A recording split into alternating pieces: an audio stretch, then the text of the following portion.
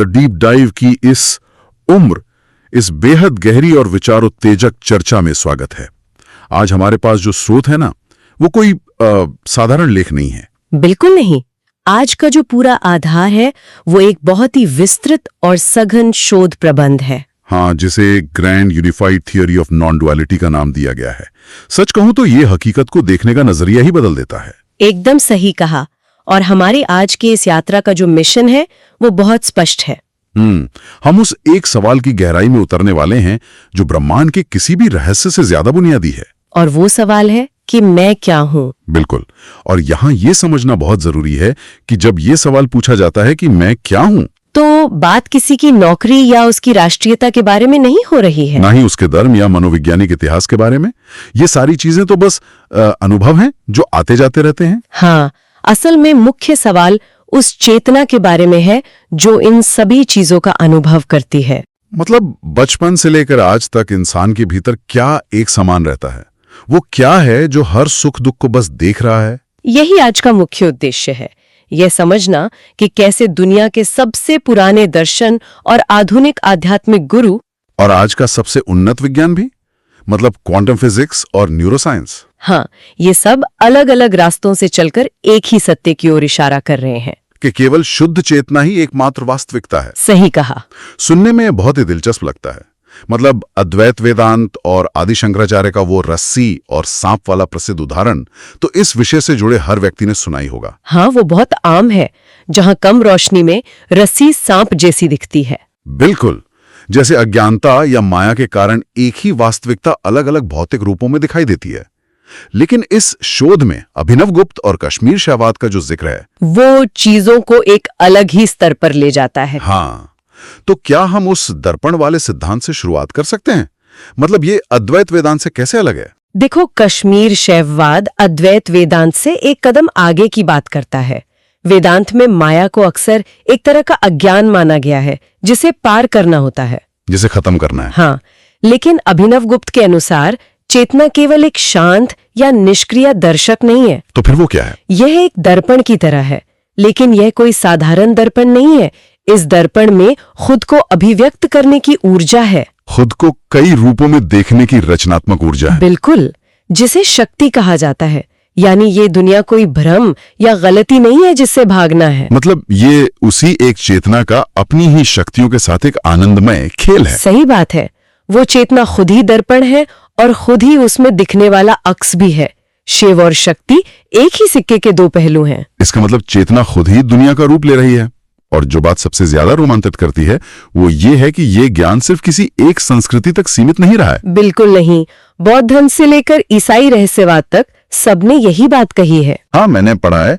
उदाहरण के लिए 13वीं सदी के महान ईसाई रहस्यवादी मिस्टर एकेहार्ट का एक बहुत ही शानदार कथन इस शोध में दिया गया है। वो आंख वाला कथन? हाँ, वो कहते हैं कि जिस आंख से मैं ईश्वर को देखता हूं, ठीक उसी आंख से ईश्वर मुझे देखता है। बहुत ही गहरी बात है ये। और साथ ही नागार्जुन के शून्यता के सिद्धांत का भी जिक्र है। क्या ये सभी दर्शन घुमा फिराकर एक ही बात कह रहे हैं? गहराई में देखें तो हाँ। देखो, नागार्जुन का शून्यता का सिद्धांत अक्सर गलत समझ लिया जाता है। लोगों को लगता है कि इसका मतलब है सब कुछ खाली है। हाँ, पर ऐसा नहीं है। इसका ये मतलब नहीं है कि दुनिया में कुछ भी नहीं है। इसका अर्थ ये है कि दुनिया में किसी भी चीज का अपना कोई स्वतंत्र अलग अस्तित्व नहीं है। सब एक दूसरे से जुड़े हैं। बिल्कुल, हर चीज एक दूसरे पर निर्भर है। कोई भी इकाई अपने आप में पूरी नहीं है, बल्कि एक विशाल जाल का हिस्सा है। जैसे लहर का समुद्र के बिना कोई वजूद नहीं है। एकदम सही उदाहरण। वैसे ही किसी भी जीव का इस संपूर्ण चेतना के बिना कोई अलग वजूद नहीं है। मिस्टर एकार्ड भी इसी बात पर जोर दे रहे थे कि इंसान और उस परम सत्ता के बीच कोई दूरी है ही नहीं। देखने वाला और जिसे देखा जा रहा है वे दोनों एक ही हैं। अलगाव केवल मन की उपज है। बिल्कुल, ये तो प्राचीन दर्शन की बात हो गई। लेकिन जब हम आधुनिक समय की तरफ आते हैं तो रमण महर्षि और मुंजी जैसे गुरुओं का जिक्र आता है। हाँ, मुंजी का तरीका बहुत ही व्यवहारिक है। शोध में मुंजी की एक सिनेमा स्क्रीन वाली एनालॉजी दी गई है। ये एनालॉजी इस भारी भरकम दर्शन को रोजमर्रा की जिंदगी में कैसे लागू करती है? मुंजी इस दर्शन को बहुत ही सीधे तरीके से समझाते हैं। कल्पना करो कि एक सिनेमा हॉल में फिल्म चल रही है। एक्शन फिल्म चल रही है, मान लेते हैं। हाँ, फिल्म के दृश्य बहुत ही तीव्र हैं, आग लगी है, लोग रो रहे हैं, गोलियां चल रही हैं। बहुत ड्रामा है। लेकिन जो पीछे सफेद स्क्रीन है, क्या वो उस आग से जलती है? बिल्कुल नहीं। क्या वो किरदारों के दुख से रोती है? वो तो बस सफेद ही रहती है। ठीक, यही मुंजी कहते हैं इंसान अपने जीवन की कहानी यानी उस फिल्म का कंटेंट नहीं है। इंसान वो स्क्रीन है जिस पर ये पूरी फिल्म चल रही है। हमारी चेतना वो स्क्रीन है। हाँ, जो हर विचार और हर भावना को महसूस करती है, लेकिन किसी भी चीज से मैली या प्रभावित नहीं होती। वो हमेशा अछूती रहती है। स्क्रीन वाली बात समझ में आती है, लेकिन आधुनिक विचारकों में आचार्य प्रशांत जैसे गुरु इस चर्चा में अहंकार यानी ईगो को बहुत अलग ढंग से परिभाषित करते हैं। हाँ, उनका नजरिया बहुत विश्लेषणात्मक है। अगर चेतना शुद्ध है तो ये अहंकार क्या है जो सारी समस्याएं पैदा करता है? आचार्य प्रशांत स्पष्ट करते हैं कि अहंकार शरीर के किसी अंग की तरह कोई भौतिक चीज नहीं है जिसे सर्जरी करके निकाला जा सके। तो ये कोई ग्रंथि नहीं है? नहीं, ये असल में मन की गहरी असुरक्षा है। लगातार खुद को बचाए रखने और खुद को सही साबित करने की एक अंतहीन लूप है। एक मानसिक आदत कह सकते हैं। बिल्कुल, ये मन की वो आदत है जो हमेशा किसी न किसी पहचान से चिपक जाना चाहती है ताकि उसे लगे कि उसका कोई स्वतंत्र अस्तित्व है। और यही आदत एक कृत्रिम विभाजन पैदा करती है, मैं और बाकी दुनिया। हाँ, सारा झगड़ा इसी विभाजन का है। तो क्या ये विभाजन सिर्फ एक व्यक्तिगत और मनोवैज्ञानिक समस्या है, या इसका हमारी बाहरी दुनिया पर भी कोई असर पड़ता है? क्योंकि शोध में पर्यावरणीय संकट को भी इससे जोड़ा गया है। ये केवल व्यक्तिगत अशांति तक सीमित नहीं है। आचार्य प्रशांत एक बहुत ही महत्वपूर्ण बिंदु उठाते हैं। आज दुनिया में जो पर्यावरणीय संकट है ना, जैसे जलवायु परिवर्तन या जंगलों का कटना, हाँ, या जानवरों का शोषण, वो असल में एक तकनीकी समस्या नहीं है, वो सीधे तौर पर चेतना का संकट है। चेतना का संकट कैसे? जब इंसान खुद को इस पूरी प्रकृति से अलग मान लेता है, जब वो सोचता है कि वो एक अलग अहंकार है और ये पूरी दुनिया सिर्फ उसके इस्तेमाल के लिए बनी एक वस्तु है, तभी वह प्रकृति का शोषण करना शुरू करता है। कि अलग अलग रूप हैं, तो क्या कोई खुद अपने ही शरीर के दूसरे हिस्से को नुकसान पहुंचाना चाहेगा? कभी नहीं।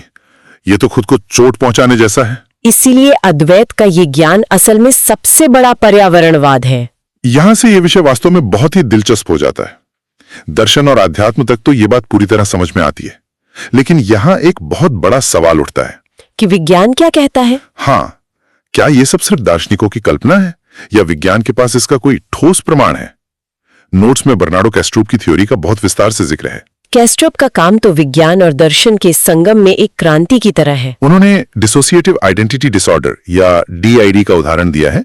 मैं श्रोताओं को बता दूं कि ये एक ऐसी मनोवैज्ञानिक स्थिति है जहां एक ही इंसान के दिमाग में कई अलग अलग व्यक्तित्व बन जाते हैं, जिसे ऑल्टर्स कहते हैं। हाँ, ऑल्टर्स। तो एक वैज्ञानिक के नजरिए से ये पूरे ब्रह्मांड को कैसे समझाता है? देखो, मेडिकल साइंस में देखा गया है कि DID में एक ऑल्टर को दूसरे के बारे में कुछ पता नहीं होता।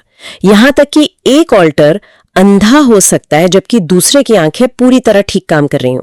ये तो बहुत अजीब है ना? कैस्ट्रोप इसी सिद्धांत को पूरे ब्रह्मांड पर लागू करते हैं। उनका कहना है कि इस पूरे ब्रह्मांड में सिर्फ और सिर्फ एक ही चीज है, एक सार्वभौमिक मन या यूनिवर्सल चेतना। और हम सब क्या हैं? जितने भी अलग अलग इंसान, जानवर या जीव जंतु हैं, वो उसी एक मन के अलग अलग ऑल्टर्स हैं। मुझे यहाँ थोड़ी शंका हो रही है। ये थ्योरी सुनने में तो बहुत आकर्षक लगती है, लेकिन क्या ये मानना थोड़ा अजीब नहीं है कि हम सब सचमुच एक ही दिमाग के अलग अलग हिस्से हैं? ये एक बहुत ही जायज सवाल है। विज्ञान इसे किस तरह साबित करता है? इसे सिर्फ एक कल्पना नहीं माना जा सकता। कैस्ट्रोप तर्क देते हैं कि भौतिकवाद यानी मटेरियलिज्म ये समझाने में पूरी तरह विफल रहा है कि मृत चीजों से चेतना कैसे पैदा होती है। हाँ, न्यूरॉन से विचार कैसे बनते हैं ये कोई नहीं जानता। और क्वांटम भौतिकी में ये बार बार देखा गया है कि जब तक किसी चीज को ऑब्जर्व या देखा नहीं जाता, तब तक वो एक निश्चित भौतिक रूप नहीं लेती। ऑब्जर्वर इफेक्ट जिसे कहते हैं। बिल्कुल। कैस्ट्रोप कहते हैं कि उस एक सार्वभौमिक चेतना ने खुद को अलग अलग हिस्सों में बांट लिया है और एक तरह का भूलने का पर्दा डाल लिया है, ताकि वो अनगिनत नजरों से दुनिया का अनुभव कर सके। हाँ, हम सब मूल रूप से एक ही हैं, बस उस डिसोसिएशन के कारण भूल गए हैं कि हमारा स्रोत एक ही है। ये तो हकीकत को देखने का नजरिया ही पूरी तरह बदल देता है। और इसी से जुड़ी डोनाल्ड हॉफमैन की डेस्कटॉप एनोलॉजी है, जिसके बारे में मैंने नोट्स में पढ़ा, वो और भी ज्यादा हैरान करने वाली है। हॉफमैन का सिद्धांत तो पूरी तरह से गणितीय है, इवोल्यूशनरी गेम थ्योरी पर आधारित है। तो क्या हम उस पर बात कर सकते हैं कि कैसे इवोल्यूशन या विकासवाद हमें सच्चाई नहीं देखने देता? मैं डेस्कटॉप का बहुत ही प्रासंगिक उदाहरण देना चाहूंगा। बिल्कुल, बताइए। जैसे हम कंप्यूटर स्क्रीन पर एक नीले रंग का फोल्डर देखते हैं, क्या कंप्यूटर के अंदर सच में कोई नीला फोल्डर रखा है? नहीं, अंदर तो सिर्फ तार और सर्किट है। वोल्टेज और बाइनरी कोड है। वो नीला फोल्डर सिर्फ एक इंटरफेस है ताकि इंसान उस जटिल कंप्यूटर को आसानी से इस्तेमाल कर सके। ठीक, इसी तरह हॉफमैन सिद्ध करते हैं कि इवोल्यूशन ने इंसान की आंखों और दिमाग को सच्चाई देखने के लिए डिजाइन नहीं किया है। तो फिर किस लिए किया है? इस धरती पर सिर्फ जिंदा रहना और प्रजनन करने के लिए। मतलब जो स्थान, समय और भौतिक वस्तुएं हम देखते हैं वे वैसी नहीं है जैसी वे दिख रही हैं। बिल्कुल नहीं। हॉफमैन के गणितीय मॉडल दिखाते हैं कि अगर कोई प्रजाति दुनिया की असली हकीकत देखने लगेगी तो वो जीवित नहीं बच पाएगी। ये तो बहुत डरावना और दिलचस्प दोनों है। जो हम देखते हैं, जैसे एक कुर्सी, एक पेड़, यहाँ तक कि आकाश और तारे, वे ब्रह्मांड की अंतिम सच्चाई नहीं है। वे सिर्फ इंसान होने का एक इंटरफेस है। हाँ, एक ऐसा डेटा स्ट्रक्चर है जो हमें दुनिया को इस रूप में दिखाता है ताकि हम अपना जीवन चला सकें। और इसके पीछे की असली हकीकत वही चेतना का असीम नेटवर्क है। दिलचस्प बात यह है कि इस इंटरफेस के भ्रम को तोड़ने की बात हजारों साल पहले वेदांत में माया कहकर समझाए गए थे। और विज्ञान आज कंप्यूटर के उदाहरणों से उसी नतीजे पर पहुंच रहा है। बिल्कुल। ये दिमाग को चकरा देने वाला है। लेकिन बात सिर्फ यहीं खत्म नहीं होती। जब हम चेतना, यादों और बुद्धिमत्ता की बात करते हैं तो हमेशा दिमाग या ब्रेन का जिक्र आता है। हाँ, सब यही मानते हैं कि दिमाग ही सब कुछ है। पर डॉक्टर माइकल लेविन का शोध तो जीव विज्ञान की बुनियादी समझ को ही चुनौती दे रहा है। उनका काम बायो इलेक्ट्रिक फील्ड्स पर है। क्या शरीर में बुद्धिमत्ता सिर्फ दिमाग तक सीमित नहीं है? डॉक्टर माइकल लेविन का शोध हकीकत में जीव विज्ञान की नींव हिला रहा है। आमतौर पर माना जाता है कि यादें और बुद्धिमत्ता केवल इंसान या जानवरों के दिमाग के न्यूरॉन्स में कैद हैं। यही बढ़ाया जाता है स्कूलों में। लेकिन लेविन ने प्लैनेरिया नामक चपटे कृमियों पर प्रयोग किए। Planaria worms. हाँ, अगर एक प्लैनेरिया का सिर काट दिया जाए तो वो न केवल एक नया सिर और नया दिमाग उगा लेता है, बल्कि उसकी पुरानी यादें भी उस नए दिमाग में वापस आ जाती हैं। ये कैसे संभव है? यादें तो पुराने दिमाग के साथ ही चली जानी चाहिए थी। क्या यादें शरीर के बाकी हिस्सों में जमा होती हैं? यही सबसे बड़ी खोज है। लेविन ने अपने प्रयोगों से दिखाया कि बुद्धिमत्ता सिर्फ दिमाग में नहीं होती। तो कहाँ होती है? ये शरीर के हर सेल्यूलर स्तर पर, हर कोशिका में और उनके बीच बहने वाले बायो इलेक्ट्रिक सिग्नल्स में मौजूद है। ये तो कमाल है। जब एक भ्रूण से शरीर बनता है तो कोशिकाओं को कैसे पता चलता है कि आंख कहाँ बनानी है और पैर कहाँ बनाना है? मुझे लगता था ये सब डीएनए में होता है। ये जानकारी डीएनए में नहीं बल्कि पूरे शरीर के एक वितरित नेटवर्क में होती है। इसका दार्शनिक अर्थ बहुत विशाल है। ये वैज्ञानिक रूप से साबित करता है कि जैसे इंसान स्वयं या सेल्फ कहता है, वो दिमाग के किसी कोने में बैठी एक निश्चित चीज नहीं है। बिल्कुल नहीं। वो एक बहता हुआ, पूरे शरीर में फैला हुआ और शायद पूरे ब्रह्मांड में गुंथा हुआ एक नेटवर्क है। तो दर्शन, मनोविज्ञान और अब जीव विज्ञान सब एक ही दिशा में इशारा कर रहे हैं। इन सब भारी बातों को अगर हम एक जगह समेटें तो शोध प्रबंध में 10 स्तंभों का जिक्र है जो इस पूरे ज्ञान को एक जगह लाते हैं। हाँ, वो 10 स्तंभ बहुत जरूरी हैं।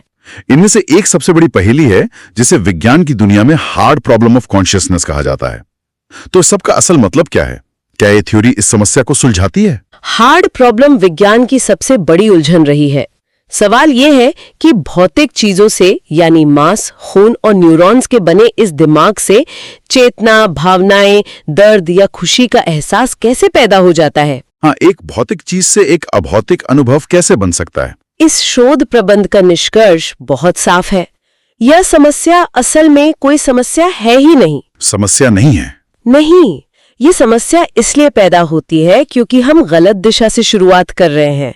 हम मान रहे हैं कि पहले भौतिक दुनिया आई और उससे किसी तरह चेतना बनी। अच्छा। लेकिन अगर इस पूरी कहानी को पलट दिया जाए और ये मान लिया जाए कि आधार में सिर्फ चेतना ही है और ये भौतिक दुनिया उस चेतना के भीतर पैदा हो रहा एक अनुभव मात्र है, तो उलझन अपने आप खत्म हो जाती है। मतलब चेतना से पदार्थ बन सकता है, जैसे सपने में मन पूरी भौतिक दुनिया रच देता है। बिल्कुल सही। सपने में हमें पहाड़, नदियां सब असली लगते हैं, लेकिन पदार्थ से चेतना पैदा नहीं की जा सकती। यह एक बहुत बड़ा शिफ्ट है सोचने के तरीके में। लेकिन एक सवाल यह भी उठता है कि इस सब का व्यवहारिक जीवन में क्या उपयोग है? ये बहुत जरूरी सवाल है। आज के समय में डिप्रेशन, एंजाइटी और तनाव एक बहुत बड़ा संकट बन चुके हैं। अगर मान लिया जाए कि हम सब एक ही चेतना है, तो क्या इससे किसी का दुख कम होता है? मानसिक स्वास्थ्य पर इसका क्या असर पड़ता है? आधुनिक मनोविज्ञान और न्यूरोसाइंस में एक बहुत ही महत्वपूर्ण नेटवर्क की खोज हुई है, जिसे डिफॉल्ट मोड नेटवर्क या DMN कहते हैं। ये दिमाग के अंदर होता है? हाँ, जब कोई इंसान खाली बैठा होता है, अपने अतीत के बारे में पछता रहा होता है या भविष्य की चिंता कर रहा होता है, यानी जब उसका अहंकार सबसे ज्यादा सक्रिय होता है। बिल्कुल, तब दिमाग का ये DMN हिस्सा सबसे तेज काम करता है। यही अधिकांश मानसिक दुखों का केंद्र है। तो इसे शांत कैसे किया जाता है? जब ध्यान की गहरी अवस्था होती है, या हाल में हुए साइकेडेलिक थेरेपी के प्रयोगों में देखा गया है कि जब इंसान का अहंकार घुलने लगता है तो ये DMN शांत हो जाता है। यानी जब मैं और मेरा का शोर कम होता है, जब वो अलगाव की भावना खत्म होती है, तब इंसान सबसे ज्यादा शांत महसूस करता है। हाँ। और सबसे बड़ी बात यह है कि ये ज्ञान सिर्फ डिप्रेशन के लक्षणों को दबाने का तरीका नहीं है, बल्कि ये जड़ से काम करता है। ये इंसान को ये समझाता है कि वो मूल रूप से टूटा हुआ, बीमार या अधूरा नहीं है।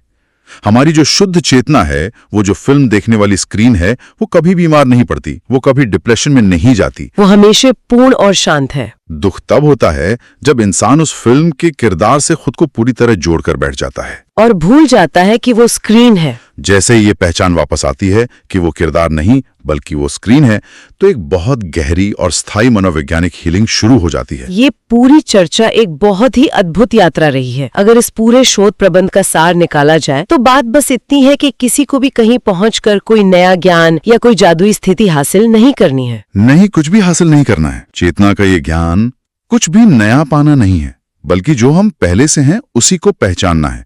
ये बस अपने देखने के नजरिए को बदलने के बारे में है। बिल्कुल, हम पहले से ही वो हैं जिसकी हमें तलाश है। लेकिन इस गहरी चर्चा को समाप्त करने से पहले एक ऐसा विचार है जो सोचने का नजरिया पूरी तरह बदल सकता है। इस शोध प्रबंध के अंत में चीनी बौद्ध धर्म के 2 गुरुओं हुइनेंग और शेंस्यू की एक बहुत ही मशहूर कहानी का जिक्र है। वो कहानी बहुत ही शक्तिशाली है। शेंस्यू, जो उस समय एक बहुत बड़े विद्वान थे, उनका मानना था कि हमारा मन एक साफ दर्पण की तरह है। उनका कहना था कि हमें लगातार ध्यान और अच्छे कर्मों से इस दर्पण को साफ करते रहना चाहिए, ताकि इस पर अज्ञानता और बुराइयों की धूल न जमे। सुनने में ये बात एकदम सही और तार्किक लगती है। हाँ, क्योंकि हम सभी जीवन भर खुद को सुधारने में लगे रहते हैं।